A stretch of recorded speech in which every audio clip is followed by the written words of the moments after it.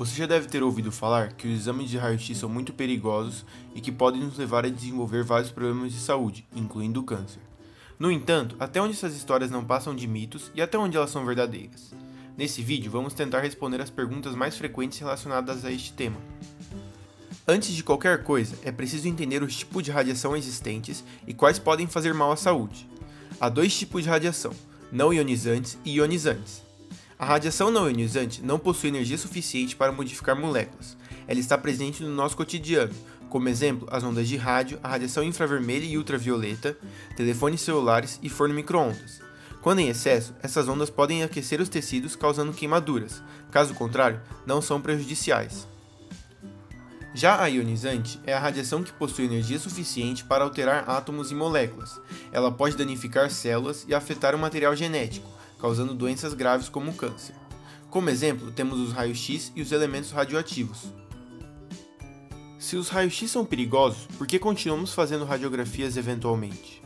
Porque a dose de radiação envolvida nos exames de raio-x é bem pequena, ou seja, o benefício é muito superior a qualquer dano raramente causado pelos raios-x.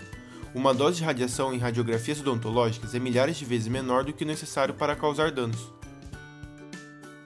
Qual a dose que o paciente precisa receber para correr o risco de desenvolver algum tipo de câncer? A menor dose atual com evidência de risco de câncer é de 100 millisieverts. As doses de radiação que recebemos em exames radiológicos são baixíssimas. Um exemplo seriam as radiografias periapicais, realizadas por dentistas, na qual você teria que refazer 100 mil da mesma região, além de precisar ser realizada em um curto período de tempo para aumentar o risco de ter câncer. Uma panorâmica emite cerca de 0,030 millisieverts de radiação, ou seja, seria preciso fazer em média 3.000 radiografias em um ano para correr algum risco. A tabela a seguir mostra as doses de radiação que são emitidas em diferentes situações. Como exemplo, uma radiografia periapical emite de 0,001 a 0,008 millisieverts, ou seja, esse valor é muito baixo. Até a dose que recebemos diariamente através de fontes naturais é maior, e ainda assim é um valor muito baixo comparado ao risco de gerar danos ao DNA. Quais cuidados devemos tomar para diminuir a chance de ter algum problema causado pelos raios-x? Fazer exames radiográficos somente quando necessário, diminuir ao máximo a área a ser irradiada, usar colete de chumbo e protetor da tireoide em todos os pacientes e executar a técnica radiográfica perfeitamente, para evitar repetições no mesmo local. As grávidas realmente devem evitar os exames de raio-x? Não. Assim como qualquer outra pessoa, as grávidas podem tirar radiografias, já que estão protegidas pelo colete de chumbo, o qual impede a passagem dos raios-x. A proteção durante os exames é obrigatória para todos. Se a mulher não soubesse da gravidez, por exemplo, isso não seria um problema, pois os procedimentos de segurança são iguais para todos os pacientes. O exame de raio-x pode ser repetido em curtos intervalos de tempo? Sim, pois não se trata do intervalo em que o paciente é submetido às radiografias. O que se deve levar em consideração são as doses a que ele é exposto. O público geral pode receber em uma quantidade de 1 milisievert ao ano, isso significa a 100 dias de radiação ambiente.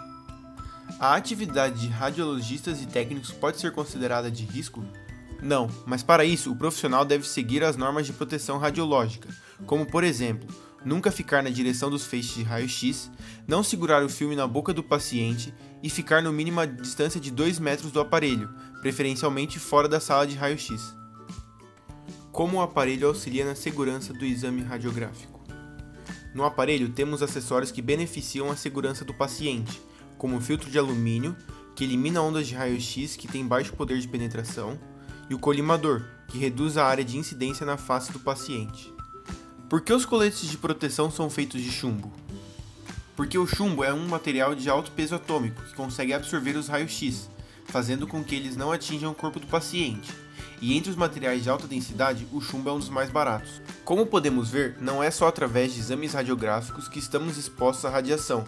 Portanto, é importante lembrar que os benefícios dos exames radiográficos são maiores que os riscos de qualquer dano, já que a dose emitida em tais exames é baixíssima.